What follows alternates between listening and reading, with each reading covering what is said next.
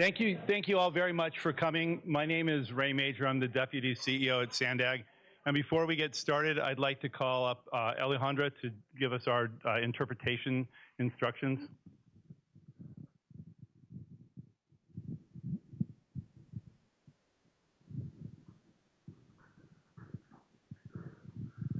Buenas tardes. En esta cita de hoy habrá interpretaciones simultáneas en español. Por si alguien gusta, tenemos audífonos atrás. Gracias. Thank you. Again, thank you very much for coming this evening. We have been at SANDAG working hard for a long time on trying to figure out how we can move the train off of the Mar Bluffs. And today we are having the fourth in a series of workshops to solicit your input as the community to really understand what the different options are that we can pursue in order to do that. And so today we're going to be having some presentations and some experts outside who will be taking and soliciting your input in terms of where potential alignments could be for this. I just want to make it perfectly clear that we have not decided anything in terms of where a final alignment might be. We're looking at all options right now. Everything is on the table, but this is a project that needs to get done, and so we really want to work with the community to make this happen. This is the beginning of a very long process, and so I really appreciate you taking your evening and giving us this very important feedback. And with that, I'd like to turn this over to our Director of Public Relations, Robin Wapner. Thanks, Ray. Hi, everyone. Good to see you again. So Ray mentioned this is the fourth in our current series of outreach workshops. Can I just see by raising your hands, who has been to one of our recent workshops so far? Good. Okay, so sort of half and half. That's good. So we're planning to start off with just a very brief background just to get everyone sort of starting off on the same page. But like Ray said, today our focus really is talking about the alignment. We know that's what everyone is dying to dig into the details on. We've been talking a lot about it. We wanted to make sure that we were sharing all the information that we have with you. And tonight, you get to hear even more of those details if you haven't had a chance to review the materials that are on our website. And then head outside and participate in some of our interactive workshops where we want to sort of walk you through the process that we've been through so far. If anyone's seen the spaghetti map, tonight you get to add a line to the spaghetti map if you like, and we want to see that, collect that, and really learn from you on some of the things that you're thinking about, talking about in the community. We've been hearing a lot from you, and we want to make sure that you know that we are listening. Like Ray said, nothing has been decided when it relates to the alignments. We call them alignments. That means routes, where the rail corridor will go. I know that there's been some confusion, right? Because if you've been following this project for a while, you know that back in 2017, we said there's 5 lines on a map. And then a few years later, we did an analysis, and we said, okay, now we got 2 lines on the map. And then we came back this year, and we said, no, nothing's decided. We got a whole bunch of lines on a map. We want you to understand that sort of the process that the project goes through as you're doing additional analysis, as you're learning, those are the steps that we go through to help get us to the final alignment, which won't happen anytime soon. I know for some folks, we're moving way too fast. For other folks, we're taking way too long. This is how major infrastructure projects work. But what's most important to us is that you all have a voice in that process, and that's why we're spending so much time coming out to Del Mar and the rest of the region to talk about this project and to hear from you. So tonight, Danny's really going to dig into the alignments. Like I said, he's going to talk through the alternatives analysis that was completed this year and the alignments that were a part of that. But again, that doesn't mean that we've decided on any of those. In fact, even since that analysis was completed, more lines have been added to the map. And after tonight, maybe even more lines will be added to the map. So please just know that what we want to make sure we do tonight, we have 3 goals. 1, we want to share what we know with you so that you know what we know. 2, like I said, we want to hear from you so that we know what you're thinking about as well. And then 3, we want to make sure that it's super clear to all of you what the next steps are, how you can continue to participate in the process, and how we're going to get from today to the end of the project as well, and what your role will be in all of that too. So again, I just want to say thank you so much for taking this time to join us tonight. I know you're all very busy. We're asking you to come out on a weeknight to talk about this, but we appreciate you being a part of this process. We hope that you gain some new information tonight and you feel like you're being heard. So with that, I'm going to hand it over to Danny. But before he jumps into the presentation, there are some frequently asked questions, right? I always like to start off the presentation like, we are hearing you, I promise you. There's some common questions that we keep getting. So Danny, I'm just going to go ahead and start off the presentation with that. I already said we haven't decided on anything. Can you, as the head of the project, tell us, have we decided on an alignment? So far, we have not decided on an alignment. So we've studied lots of lines. I think you summarized it really well. We've got the spaghetti map with whole bunch of lines, and we're looking for more input today so that we can capture everything that the community wants. So we've had the engineers work on this project over several years, and they've come up with some lines. Now it's time for the public. We want to hear from you guys and to help us identify which alignments we should consider. So does that mean we've heard from a lot of folks about this new I-5 alignment to go through the fairgrounds? Are we going to consider that? Yes, everything's under consideration. So if we've looked at that, we're going to talk about one of the alignments, one of the portals in the fairgrounds. But we also want to hear of other options that and other alignments that anybody has ideas. And so we're going to take that feedback and consider all alignments as we move this project forward. And then one of the other questions that I get a lot is, how are you actually using this feedback? Like, we're coming to you, we're giving you our public comments, I filled out public speaker slip, but really, like, is it going to make a difference? It does. Every single comment that we've received through these workshops, through the emails, through our website, the public comments that you'll give tonight, the ones at our last workshop, we have a court reporter here, hi Christina, that's capturing all of that. The project team is reviewing each and every single one of those, and they are part of the process. True? That's right. And so we have a lot of people working on this project, and we have copies of every comment that we've received from every meeting, every email, and they are all put in so everyone on the team can review them, and we can evaluate them as we advance the project. And then my last comment, I'll just say, so the other thing we've heard is, okay, but I have questions. No one can answer any of my questions. I've been asking questions for years. That's why we have all of our experts here so that you can ask them one-on-one. We're also going to be posting FAQs to our website. Tomorrow, we're going to have the first day of our field office hosted here. Thank you, Del Mar Town Hall, for hosting us. We'll be here once a week. If you want to come, talk to the project team, ask your questions one-on-one. And we'll also be offering virtual, let's just call them office hours, a virtual field office, where you can have that same opportunity. And we've just recently also started meeting with groups of folks that are submitting their questions so that we can have this constructive dialogue. So I just want to encourage everyone, please reach out, let us know what your questions are, give us a chance to talk with you, and really work through this process together. You have another question? Can we submit the questions and the information like web or mechanism? How do we submit the information to you? Great question. So at the end of this presentation, we'll have our contact information. You can send an email, you can go through our website, or you can write it down here, hand it to us, and we can get back to you that way as well. Okay, so let me just go through the run of show really quickly. So we're going to do a presentation, and then, like we did at our last workshop, you'll have the opportunity, if you would like to submit formal comments, you can stay in the room. We've had some folks signing up. If you haven't signed up yet, but you would like to, you can either use a QR code or walk outside, write down your name. We'll get it that way as well. Half of us will be staying in here to hear your public comments. Otherwise, we welcome you to sign up for one of our workshops. We have 6 stations outside where you get to work on the lines on the map. And so you can sign up for time slots either at 6:45 or 7:10 to participate in one of those group discussions outside. Hopefully you have a chance to sort of do both if you'd like to do that. Sound good? All right. Yes. Mm-hmm. Yep. Yes. 9 to 5. Where's Sheila? 9 to Sheila. 9 to 6 on Tuesdays. Thanks for asking that. Okay, Danny, over to you. All right, so I did see that there was a few folks that haven't been to our prior workshops, and I would encourage everyone that missed any of the prior workshops to go to our website, and we have recordings of all that information. So if you want to get caught back up, go back to our website. We're going to just touch on it real briefly on the background of the project, and really one of the best ways to really capture the need for this project is to look out the window when you're on the train, and you can just see how close the bluffs are, the edge of the bluffs are to the ocean and the beach below. We have this LOSSAN corridor carries Coaster, Pacific Surfliner, the Amtrak train, and BNSF Freight Line, and it's our only rail link between San Diego and the rest of the country. It's a vital piece of infrastructure for this region, and we have an obligation to maintain this rail corridor as viable.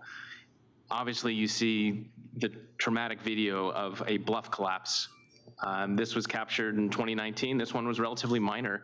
And keep in mind, the rail corridor is running right on top of those bluffs.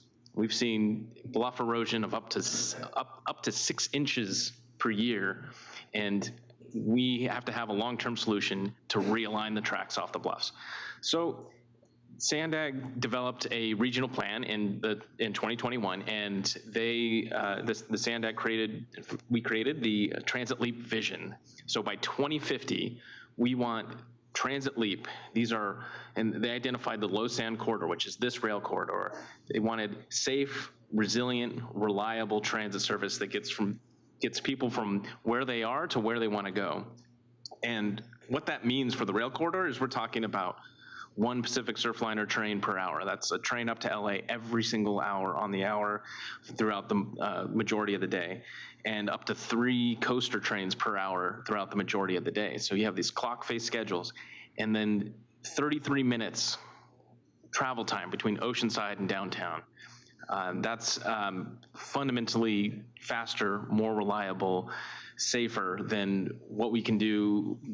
It's a true transit leap vision for this North Coast corridor. So when we're talking about the transit leap vision, it's corridor wide. It's not just in Del Mar. So we're talking about going up to higher speeds. It's not just in this segment here for the realignment. This one happens to be a big project. We're planning for the future, and so we want it to achieve that 2050 vision. We also have plans for the rest of the corridor to improve speeds so we can achieve that vision that is outlined in the 2021 regional plan. So what are the project goals of the realignment? So first goal, we need to relocate the tracks from the bluffs. That's pretty straightforward. We see the problem with erosion. We also want to minimize community impacts. So not just in Del Mar, but in the city of San Diego, city of Solana Beach. We want to preserve the regional amenities that are offered at the fairgrounds. We want to improve travel times. And to do that, we need to straighten curves and double track the alignment. This is a single track bottleneck. Fourth, we want to improve coastal access and safety. So we can open up, if we can remove the tracks off those bluffs, we open up that as a resource for the community and improve safety. We can remove a grade crossing at Coast Boulevard to further improve safety. And our last goal there is to preserve wetlands, so both in the Los Penasquitos Lagoon and San Dieguito Lagoon. So why a tunnel? We get that question a lot. Well, we've challenged the engineers. Okay, let's look at realignments, and the first thing you look at is the topography that we have in Del Mar, and obviously we're bounded by lagoons on both sides and high hillsides and canyons. There's really just no open space where we can just route an alignment without impacting the surface. So that's why all the alignments that we've studied so far have been tunnels, and they've using the topography of Del Mar to go into the hillside at one lagoon and come out the other lagoon. So how are alignments selected? So you can read all about the process where we developed the alignments on our LOSSAN Rail Realignment Alternatives Analysis, the 2023 version. So it's on our website. Click on that link, and there's all the technical information in there. That's the best source of information on the work that we've done to date. So as Robin said, we want to share with you what we know. Well, this is everything that we know right now is in that 2023 report. So this report identifies several different types of structures or of infrastructure that these realignments could include. So we have things like bridges. I think that's pretty obvious. We see the bridge over the San Alejo Lagoon there. We have graded sections of track. So that would be like the berm that you see through San Alejo Lagoon there. So that's graded earth that the tracks are built on top. Then we have these things on the map called U structure. So a U structure it's like a trench, or it's basically two walls with tracks that come down in it. And so this is like that transition from when we're on the ground to when we're going underground or heading down below. So we need to have these large structures. These are retaining walls and concrete and enough space for two tracks to dive down. And then we have an element called a cut and cover. So this is a type of tunnel that's actually constructed from the surface. So this has a lot of impacts on the surface, and then we can put a deck over it, backfill and cover it over and restore it after it's done to other uses on top. So this is sort of that transition from when we go into that trench, that U structure, into a cut and cover, and ultimately into a deep bore tunnel. And so at one of the last workshops, we had a whole 101 on tunneling. And so if you're interested in learning about that, I'd go back to there. But tunnel boring machines would construct these. They're little factories that operate completely underground, so they're not impacting the surface when they're mining from one end to the other. And then portals. So portals, what they are the tunnel openings where the tracks go from above ground to below ground. And we have two options. We have a single bore tunnel, which is a larger tunnel with two tracks in the middle of it, or twin bore tunnels, which are smaller diameter tunnels, but with one track in them each. So rail engineers, we design alignments, but we can't make it up. We have to meet the design criteria and engineering standards. And in that 2023 report, you can find all of the basis of design. So we have to design this rail corridor to meet all of these requirements. And these are critical, so we can't just make things up as much as we want. This is proven industry standards that we have to design this project to. Now, how do we design the actual alignments? So there's really two elements when you think about it. We've got horizontal, so that's your moving the tracks either left or right, curving left or right, and vertical, where you're moving the tracks up and down. So with horizontal, as you can imagine, with higher speeds, we need gradual, smooth curves. And for 110 mile an hour design speed, that's what we're going for. That's what gets us 33 minutes between downtown and Oceanside. That's 110 miles an hour. So that curve radius is almost 7,000 feet long. And even if we were to shorten it down to 100 or 90 miles an hour, these are still very smooth, gradual curves. Now, the vertical is something that I think a lot of people just they don't really understand. It's a little bit more difficult to really grasp this concept. But this is really the most constraining element when it comes to designing alignments. The key factor there is that 2%. So we have to maintain this rail corridor to serve freight rail, and the maximum that BNSF Railway and the railroads will allow is a 2% slope. So that means it's very flat. So it's really challenging to go above ground to below ground in a short amount of time. So we also have to look at the topography of the ground, and which we showed on that flyover as well, and we'll get into that a little bit more deeper. And then the other thing is clearance. So when we are when we are crossing, let's say, a body of water, or we're going underneath a roadway, we need to have 26 feet clear from above the top of that rail. It has to be 26 feet higher before you can have any structure. And then vice versa, if we're crossing a roadway, it's got to have 16.5 feet clearance underneath the bottom of the rail bridge. So let's talk about that a little bit more detail. Graphically.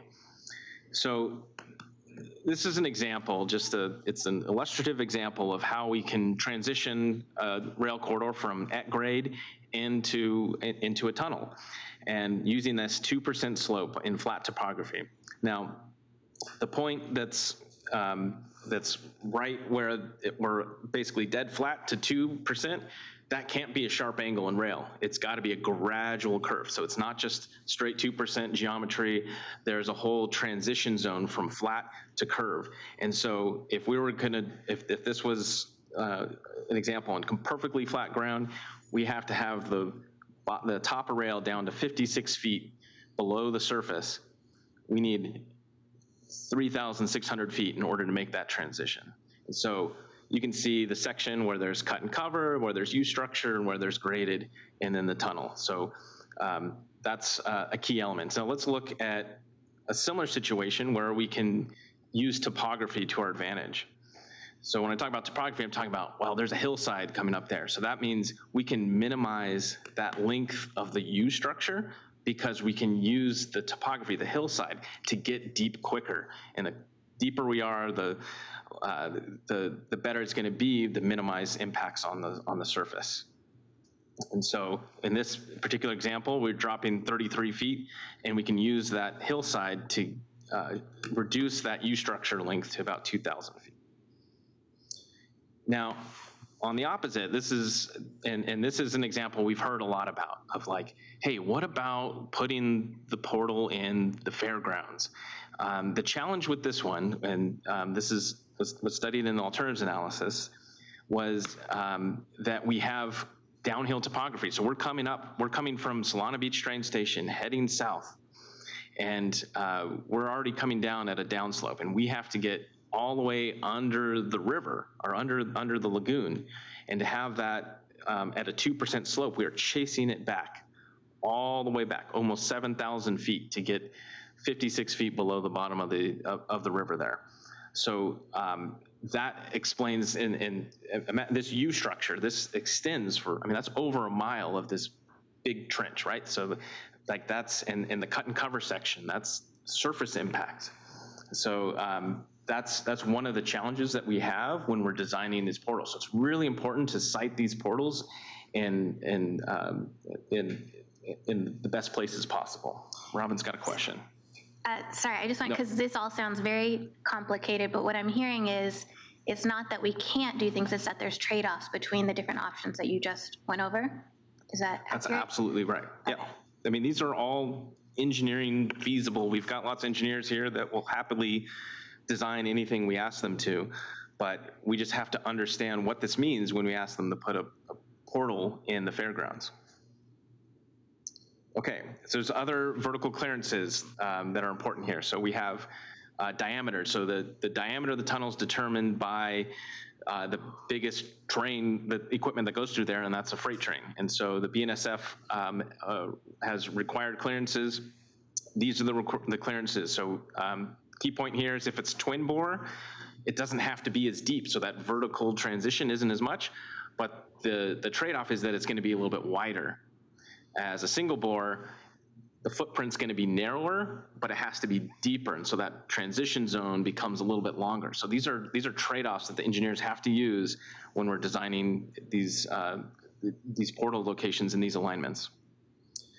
Another thing is vertical clearances. So for level crossings, so we are removing one at Coast Boulevard with this project, and we don't want to add new at-grade crossings. One of the goals, if you remember, is safety, and to make this rail corridor safe is to have it completely separated from traffic. And so that means either adding roadway undercrossings or overcrossings and maintaining that clearance below, and then remembering if the road goes below, you have to have that transition where it ramps up and down on either side, and there's potential impacts with that grade separation that we have to consider as part of this project.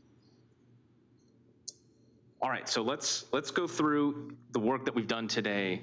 So these are exhibits straight from the 2023 report that's on our website. And I'll just walk you from north to south through here. So the Camino del Mar alignment, we've got starting off at the fairgrounds, we cross over the new bridge that will be constructed as part of the San Dieguito double track project. And then it's graded segment until we go into U structure, and we go underneath Jimmy Durante into a cut and cover section, and then into a deep bore tunnel. And then we would stay in that deep bore tunnel in a pretty straight alignment, and then come out under Carmel Valley Road. We would fly over to, I wonder if my mouse works here. Yeah. So we would fly out of under Carmel Valley Road and out into Los Penasquitos Lagoon on a bridge structure. And this would, and as you probably are aware, this is where the existing rail corridor is.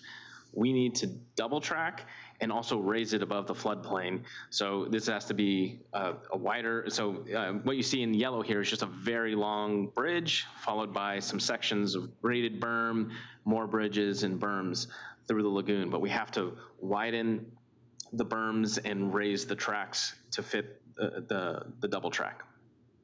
All right, let's go to the next one. So we have Crest Canyon above.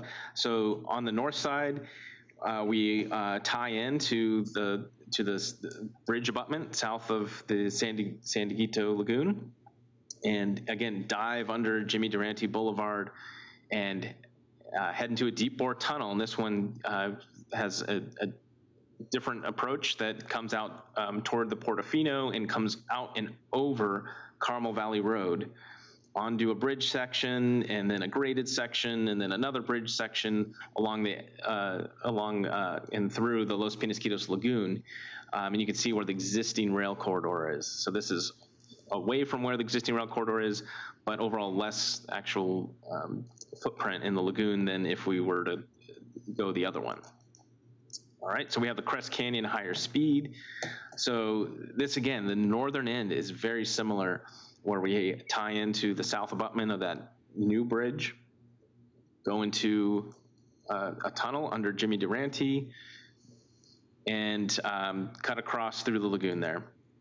And I'll go a little bit quickly through these. So Crest Canyon below, this is another one where the northern end is pretty similar. We're in a deep bore tunnel. We go well under Carmel Valley Road and pop out in a knoll up by I-5. And then in the lagoon, we have this U structure that ties us back into the rail corridor up here in Sorrento Valley. So these 5 alignments were analyzed in the 2023 alignment. Oh, I forgot, I-5, one more. So this one's very important, right? Everyone's been asking about this. We have, this one's a little bit different. So this one ties into where the platform is, where the new special events platform is at the fairgrounds on the north, and would curve from that platform across and over Jimmy Durante on a bridge structure. This is kind of near where that where that roundabout is, and go into a graded structure through a hillside. And then this is a bridge structure that goes basically along the south side of the San Dieguito Lagoon, and then into that U structure area and into a tunnel portal out near Crest Canyon, and then curves, a sweeping curve under I-5, and then we have to avoid the 556 interchange, and so we pop back out, excuse me, near Portofino, and tie back into Sorrento Valley that way. All right, so this is the spaghetti map we've talked about. So those were the 5 alignments that we discussed and studied in the 2023, but we also identified several more portal locations.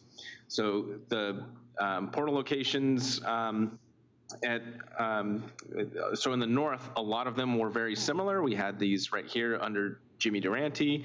We had this one near Carmel Valley, and this one near Portofino. We also have these portal locations in the north. So we heard feedback like, hey, why don't you put it somewhere else? Can you put it in I-5? Can you put it over on the hillside, on the other side of Jimmy Durante? Can you put it in the fairgrounds? And so we looked at those. Those are identified in this 2023 report, but in section 3.6. So I'd encourage everybody to do that. And that kind of explains some of those constraints and trade-offs that we have with those other ones. All right, and then we also identified 2 other ones. So the I-5 knoll, which is the southern one, which was the Camino del Mar under, or it was the Carmel, the one that went under. Getting them confused here. So this one, and we also heard like, how can we minimize the impacts on the northern portal? And so this particular line, or portal option, actually shifts the portal from under Jimmy Durante, and it shifts it to the west a little bit, so it would go under Jimmy Durante and Camino del Mar. So where that road intersects is where we would site that portal rather than straight under Jimmy Durante. Okay, so what are we doing with the alignment selection process? So this is really important because everybody wants to know, where is this project going to go? And we're telling you we don't know yet. Well, this is our process to figure that out. So through November, this is perfect timing. We want to identify through public outreach through this, your feedback on the alternatives and the alignments that we've already studied, as well as give us feedback on what else we should be looking at. So that's what's going to be part of this exercise, and we're trying to do that at this meeting, and then another meeting that'll be the exact same as this one, coming in a couple weeks. Then throughout the winter, the engineering team will take everything, all the comments that we've gotten, all the lines on the map that have been drawn, and evaluate all these alignments. And then by spring, we will take it to through a scoping process to identify what range of alternatives will be carried forward into the environmental document. And that is all subject to a public review in the springtime, and that'll identify what our range of alternatives are.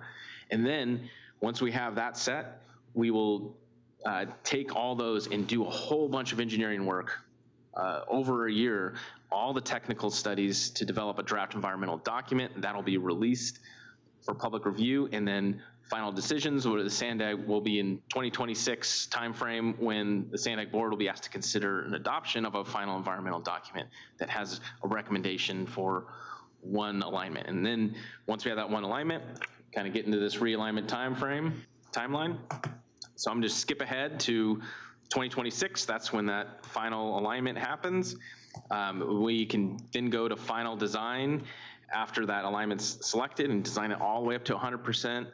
And by 2028, we could start construction if we find enough construction money, which is currently unfunded, but we're working on it. And then if we're on track with construction, we can open this project by 2035. And then I just mentioned briefly, we have another alignments workshop. It'll be very similar to what this is, the same one. And you want to mention something here, Robin? I just wanted to emphasize, so here's our upcoming outreach events, but I thought the slide a couple slides ago was really important. If I'm a public member, like, when can I really influence the process? Right now, these workshops that you're participating in, then when we move into the scoping process in the spring, once we've decided what alignments are going into the environmental document, the team does additional analysis, right? Like we did the last few years, got more information. So then the next time after spring of 2024 is 2025, because that's when we're going to have even more details and analysis on the alignments that are going through the environmental process. So as a member of the public, it's right now we want to hear from you, in the spring for sure when we're doing the scoping process, and then in 2025 when we have the draft environmental document is when you're going to want to submit your comments on the alignments that have been analyzed at that point. And again, yes, alignments workshop, the community field office like we talked about, starting tomorrow here at Del Mar Town Hall, and the virtual office hours will be available. Okay, let's wrap this up. So there's a couple things that I didn't weave in here. So it's not as simple as just following these horizontal and vertical constraints and coming out with an alignment. The engineers have things to consider, like constructability. So how do we maintain rail operations while we're building, while we're also building a project, or staging of construction. We've got to consider traffic impacts and staging areas for where we would actually put this, like all the muck and the processing and this factory. We need space to have that operation, and so we need to site construction staging areas. If there's major utility conflicts, we need to know where those are and to avoid them if we can. The team has to accommodate sea level rise, of course. We want to design this thing for a lifespan that can achieve, or that can still be functional and operational with that meets all of our sea level rise projections, as well as our floodplain analysis. So that has an impact. We want to make sure we have access to the Del Mar Fairgrounds with a platform, and consider the long-term maintenance and operations for NCTD. SANDAG's gonna build this, we're gonna hand it over to NCTD, and it's important that they can maintain and operate this facility. There's also regulatory and resource agencies that have a voice and have authority over this project, as well as NCTD and BNSF. They have to accept this project as well in order to be successful. So key takeaways for the workshop as we get to go outside and draw some lines. So we're looking from SANDAG, we're looking for feedback on those initial alignments that we've previously studied, and as well as new alignments that we didn't draw on the map yet. So that's where we're looking for your feedback. And when we're having you draw lines on the map, we want you to consider the topography of the existing terrain, avoid those sharp curves, and keep in mind that maximum slope, 2%, that's really the most challenging constraint that we have to manage. And always consider those clearances for roadway crossings. And I think a good tip is to identify where those portal locations will go, and then connect the dots from there, because those portals are really the hardest things to site, and have them. And so if we can put those in the right spot, we can connect the dots. And then we're going to have some instructions here. All right. Okay, so I know we threw a lot at you right now, but we wanted to make sure that everyone at least once heard the same thing. All the technical experts that are at the stations outside will be able to go into all of this with you as well. So please bring your questions, dig into it. I currently have about 8 folks signed up for public comment. So this is the part of the workshop where we're going to separate. If you want to stay in here, provide public comments, you can do so. Head outside, join one of the stations. We have 6 stations set up. You can do that as well. We'll take about a 5-minute break to get organized, and then we'll get started. If you haven't signed up for public comments but you'd like to, please find a QR code or one of our staff members in the back to just sign up, and we'll get that started. Thank you very much.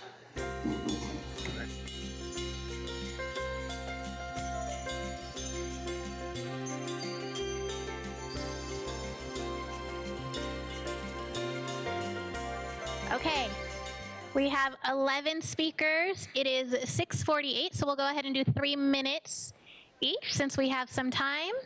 And again, we have Christina taking notes on everyone's comments. So I'm going to go ahead and call 3 at a time. You can step up to the podium, give your comments. We'll have a timer on the screen as well for you. Sound good? Okay, so our first 3 speakers are Ken B, followed by Mike B, and then David D. So Ken B, if you can join us at the podium, please.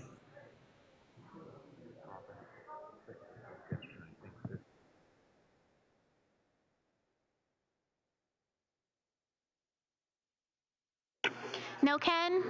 We'll go ahead to Mike B. B is in boy. I'll say it. It's Mike Boyle. Is there a Mike Boyle? Okay, we'll keep going. David Domini. David? Great, thank you. Actually, I'm Louis Domini, David's brother. We didn't know whether I was going to get here in time, so he signed up for me.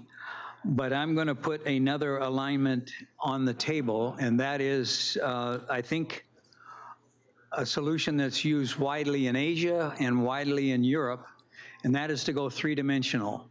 And they do tunnels in Europe, but tunnels cost 10 times what it costs to build on grade. Bridges cost 4 times. So right off the bat, if we build a bridge instead of a tunnel, we're 2.5 times cheaper. And the unfundable $4 to $5 billion project starts getting down into a realistic range. Anyway, this option, which is to bridge the bluffs, is by far the lowest cost option. It has the smallest environmental impact because this only touches the bluff in a few columns that go all the way down to bedrock, so the bluffs can erode away or be preserved forever or be made into a park, can become a pedestrian trail where the train used to be, and it's all within the existing rail right-of-way. It will have the shortest construction time. I don't know why tunnels take so long, but 7 years for construction. I don't know that you've seen how you can build bridges on rail now. You start at one end and you cantilever out, put the next column down, plank between, and work your way right along from one end to the other, and it could be done in less than 2 years. And so this project will cost 1/5 what tunneling will cost. It will be done 7 years sooner, and it will be the least disruptive to the local residents because we're moving it down to the very western part of the right-of-way below where the train is now. So the sound will be diminished, and it will not disrupt any of their views. Shortest permitting time, because we're within the right-of-way, we don't go through all the what you're going to have to go through to try to take homes in Del Mar, and all that legal stuff is eliminated. And our limit of work is from one end to the other of the bluffs, 1.6 miles, not having to go all the way far in both directions to prepare for the tunnel. So our limit of work is much smaller, the time is much shorter, the environmental impact is much smaller, and it's the lowest cost option by far. Thank you. I'm going to leave some here. presented this to the SANDAG Board of Directors as a non-agenda item, so it was very brief. But I think there's a lot of potential here that need to be studied. Thank you. Thank you very much. Thank you, sir. We'll next go to Dave Y, followed by Mike, and then Jonathan P. Dave Y.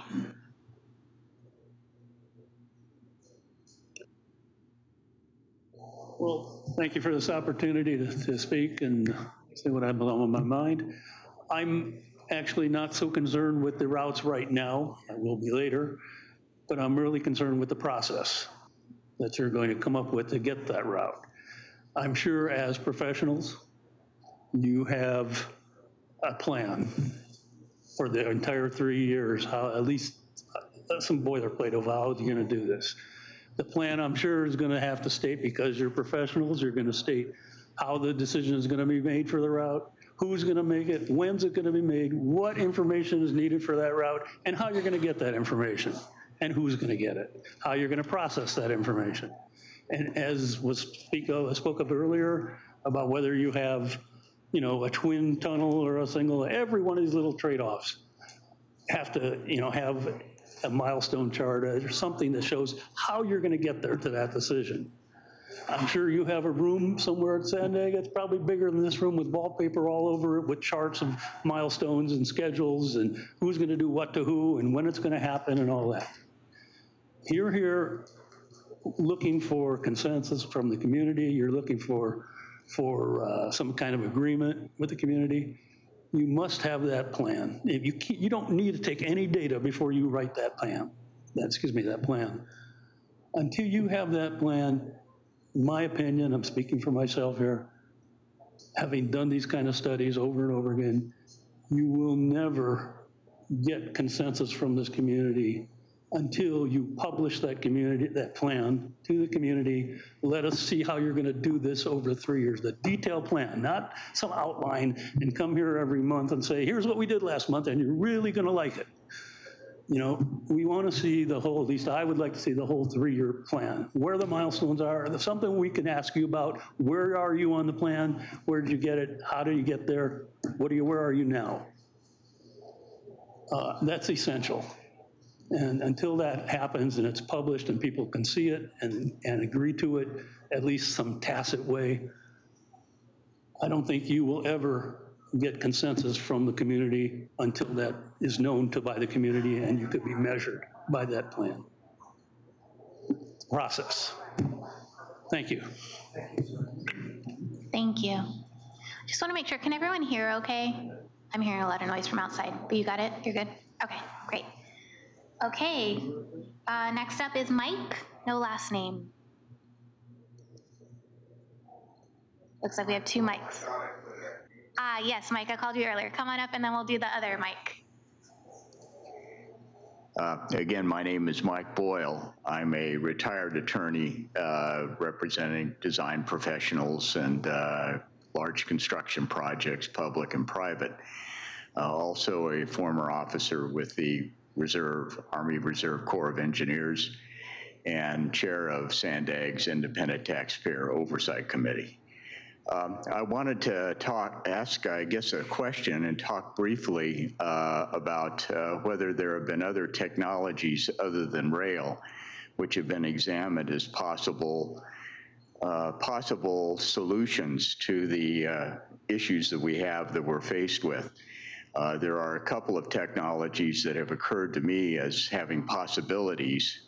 The first being monorail itself, which can be applied in a corridor with existing right-of-ways over an elevated guideway.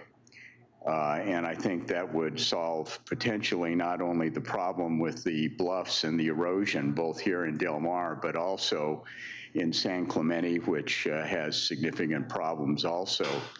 And it's going to, I guess, involve perhaps the relocation of the railroad tracks there inland quite a ways. But I don't know what that's going to cost total to tunnel, because tunneling is always not just projected to be expensive, but it always costs more than people project, because of unforeseen site conditions. So other than that, I'm just wondering if the monorail itself, if it were provided a study like the technology study with the different elements that you've got on the board outside, whether it's the technology itself or the routes, the alignment, it seems to me that you could use existing right-of-ways for the monorail system, and it's electrically powered, so it would be helpful to the environment. And also, I know that magnetic levitation that the Chinese are looking at, that goes over 300 miles an hour, I think, is what I've read. So you have possibilities there, and then the elevated guide rails are always manufactured in advance, and so construction itself is efficient and effective, and there's a lot of other potential options. I'd be glad to write to you about them. Another one is with the freight itself. It's called the freight shuttle system itself, and it was developed by the senior research scientist at Texas A&M University, Stephen Roop, and he's quite a brilliant guy and has worked very hard at this, but new systems are hard to sell, and it's just, we've got a lot of emphasis on the existing ones. But this has been here, he's worked on it for decades. It's it would help not only San Diego, but also the border, the Tijuana area, because you can run a line up I-15 to the Colton railhead in Riverside County, and that would be good. So I'm gonna leave you now, thank you. I just wonder if there's a feasibility study that would look at the different options and evaluate those. Thank you so much for your comments. Mike. And Mike will be followed by Jonathan.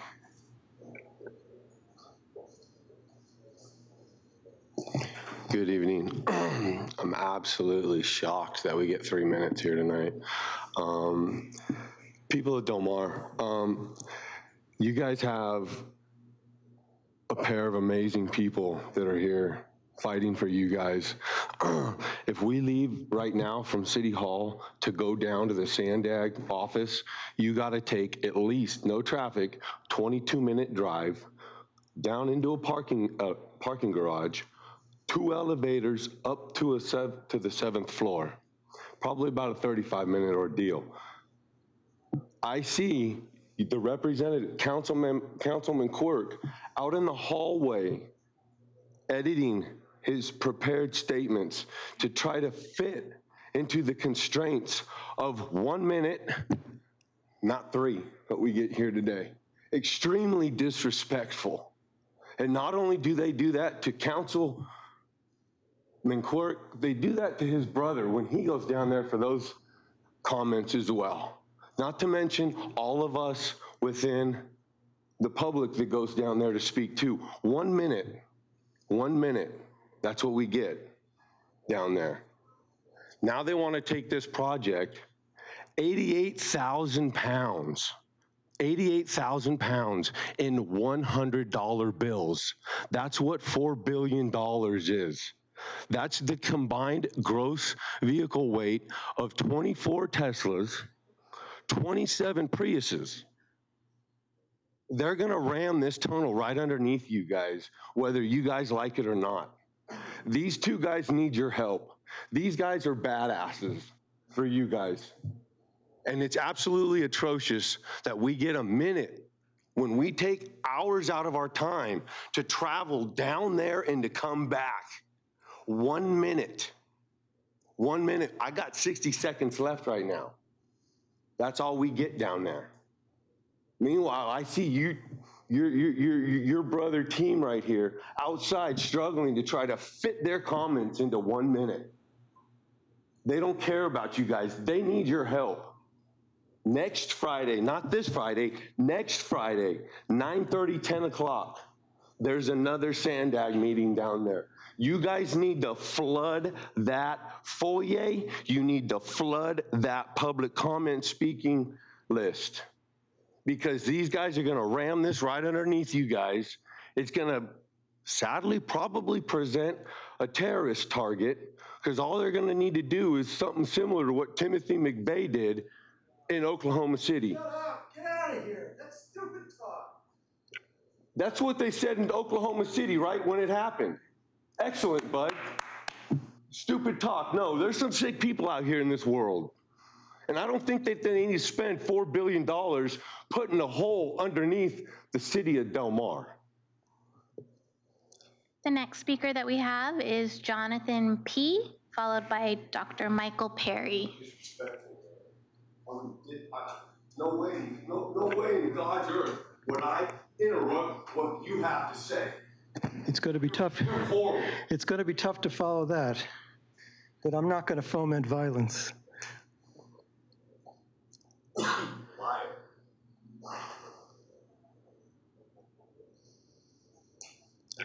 We'll go ahead and start your time now. So I saw a lot of competing interests when you made the presentation. An important one to you guys seemed to be the 33 minutes to get from Oceanside to downtown. And my comments are going to be pretty brief. And I'm a little upset. But I'd like you guys to consider the city of Del Mar on top. You know, this is kind of an existential crisis for our city right now. We don't want to lose the quality of life that we have here. A lot of businesses here. A lot of people use our community. And so I'd like you to have on top, considering not condemning anyone's house, taking anyone's house away, and not and trying to impact our community as little as possible. And I think there are portal designs that have been suggested that are much better than others that would accomplish that goal. Thank you. The next speakers we have in line are Dr. Michael Perry, followed by Greg and Angelina. I'm going to ask that everyone please respect each other's time when they're giving public comments, please. If you'd like to step outside and have conversations, we welcome that. Jonathan? Oh, Mike. Dr. Michael Perry. Right. Thank you. Okay, go ahead. Okay. All right, very quick, couple questions. So first of all, given the fact that the driving issue here is speed of transit, there's an area called the Sorrento Valley Curve. It was actually on your map. You know, whatever you do in Del Mar is meaningless if you don't address the Sorrento Valley Curve. So my question really is, how are you addressing the Sorrento Valley Curve, since that actually dominates the transit time? The Del Mar thing is small compared to the Sorrento Valley Curve. So that's an important one to get out. So please address that. And then when you showed dealing with the I-5 realignment that goes through the fairgrounds, the engineer that was here earlier made the comment that he had, and on his map, he had to shift the portal, the Carmel Valley portal, down to the west. But yet on his earlier plots, he had the Carmel Valley portal further east, which gives you a much straighter alignment for that overall I-5 alignment. So what is it that led him to shift it so that it actually looks like you route the entire rail around Del Mar, when yet he had an earlier alignment that he showed himself that was much more straight, much straighter, that did not exacerbate the curve at Carmel Valley. So that's an actual fundamental engineering inconsistency that I think does need to be addressed. And then probably the most fundamental one is a complete I-5 alignment. So not just where you're routing through the fairgrounds, but if you actually look at how the railroad exists today, so it's aligned along I-5 below Torrey Pines, and then of course it makes the switch over to Del Mar, and then it reintegrates with I-5 north of Oceanside, right? So the obvious question, the straightest alignment, the shortest transit time, you can actually get down to about a 26-minute transit time if you maintain the alignment along I-5 the whole way. I mean, the actual jog into Del Mar is a discontinuity from what you have in the south and what you have in the north. So just stay along I-5 the whole way. Forget the Del Mar Fairgrounds thing, just stay along I-5. So the question is what has happened to that original alignment? That was the original alignment going back 50 years. So the question is, why has that been discounted? Right, and you could actually maintain if you want to maintain slow speed rail service, you could extend the trolley along the existing tracks. That doesn't affect the bluffs because the speed of the trolley is very, very low. It's that 110-mile-an-hour speed that's really going to be a problem. Okay, I'm running out of time. I got to get my last one in. And then the last one, I've been a practicing engineer for, I'm only 29, so short time, but a long time. So there's something called engineering inertia, and you saw it in the presentation of the engineer that was here earlier. Once you have an idea, once you have a path you're going down, and you saw his own report, the 2023 report, engineering inertia is just, all the engineers want to pursue that path because that's where they started. So if you really are considering all the alternatives, you got to sort of deal with that. There's a lot of work that's been done already on these two preferred, alignments you guys have. You got to really address the engineering inertia thing. Thanks a lot. Thank you. Next up, Greg J. Yes, okay, followed by Angelina. Thank you. I'll try, and I appreciate you doing another workshop. They're always useful. I'll try and make my points succinct. I didn't see in the presentation today any financial analysis that timeline for a financial analysis that would be done that's backed up by real data and validated data. We have a lot of conflicting information out there, and candidly, I don't know what's right, but I think that's an important thing to do, an accurate financial analysis. Two, my second point is the evaluation criteria. And a lot of those criteria things you say qualitative analysis, and I think there's got to be some quantitative analysis in terms of the impact on vibration, et cetera. And three, speed seems to be the priority, and it seems like you're placing priority over safety, number one. And I don't know how many years we've heard NCTD say it's unsafe, we need to fence the tracks, et cetera, et cetera. And I understand the safety concerns. But now you want to try and drive 110-mile-an-hour trains through Del Mar, and I haven't heard one thing other than you're going to change one of the grades of the crossing, which is good, that would maybe mitigate the need for that speed. In addition, when you look at that, and as one of the speakers just mentioned, you're going to have a line that goes like this, and then all of a sudden comes Del Mar like that, and then it's going to go like that. So I'm trying to understand why the necessity to go 110-mile-an-hour speed in Del Mar when in reality the rest of the system until 2050 is going to be much slower. Number four, I think it was Mike who said alternatives that we should look at. And it kind of, the last speaker alluded to engineering inertia. It seems like freight is driving this alignment, the freight trains, because of the grade. And so I think what SANDAG needs to do is step back and say, should we kind of think out of the box? Should we have two alternative corridors, one passenger, one freight? Freight might be somewhere else altogether. And I think you need to step back on that because you seem so focused on the spaghetti map to try and accomplish two modes of transportation, freight and passenger, and I think you need to step back. The last speaker talked about a total I-5 alignment, and I candidly thought about that while you were making your presentation. So I think what you should look at is what would be involved with that, and do your evaluation criteria, including a total I-5. It may be totally off the books, it may be crazy, but again, that's what you need to, I think, do at this stage. Thank you. Thank you. Angelina?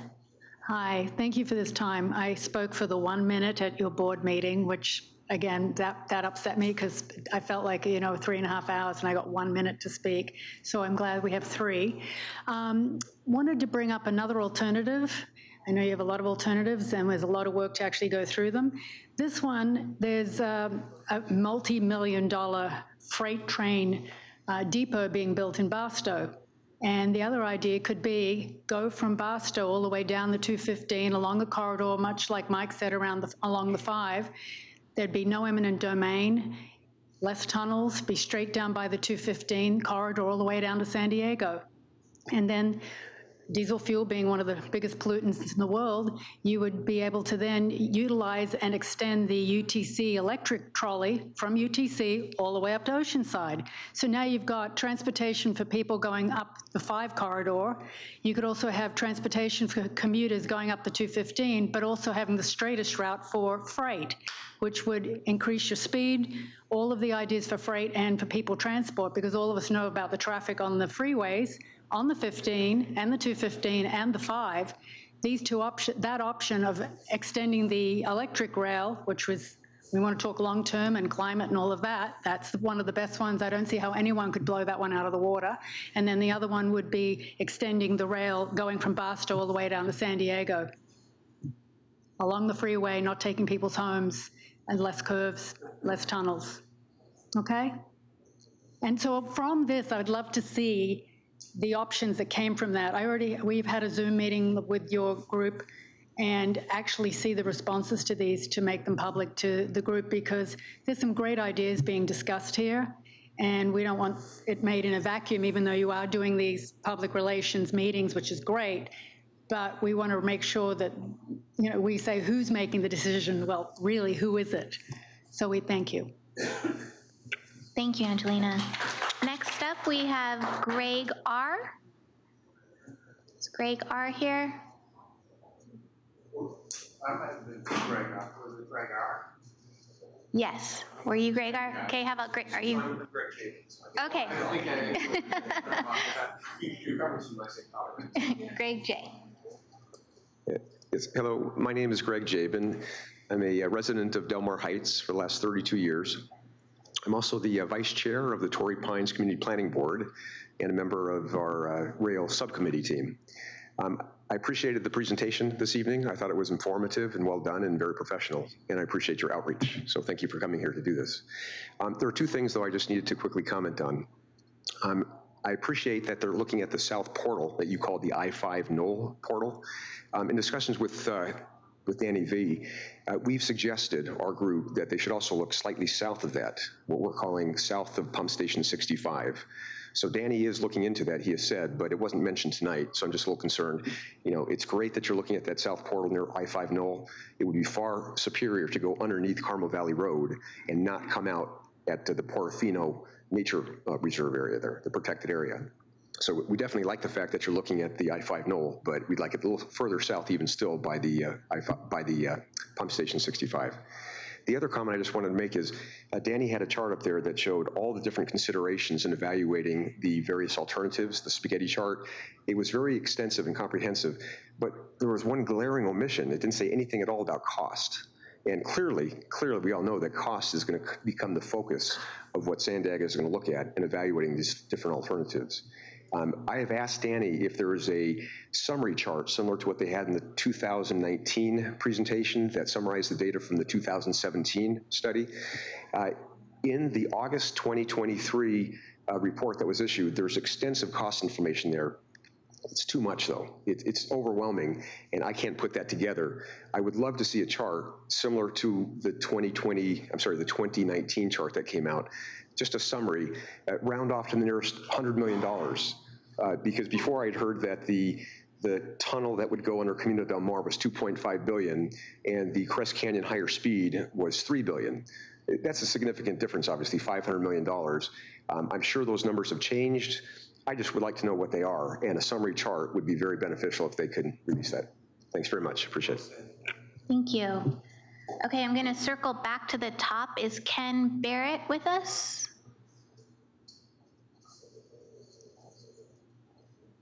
Last call for Ken.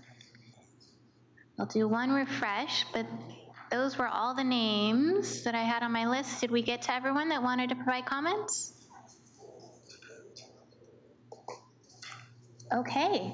Well, then that concludes our public speaking portion of the night. That leaves you with 13 more minutes. If you haven't had a chance to go outside, check out one of the stations, talk to one of the experts. Thank you again so much for your time and feedback. Okay.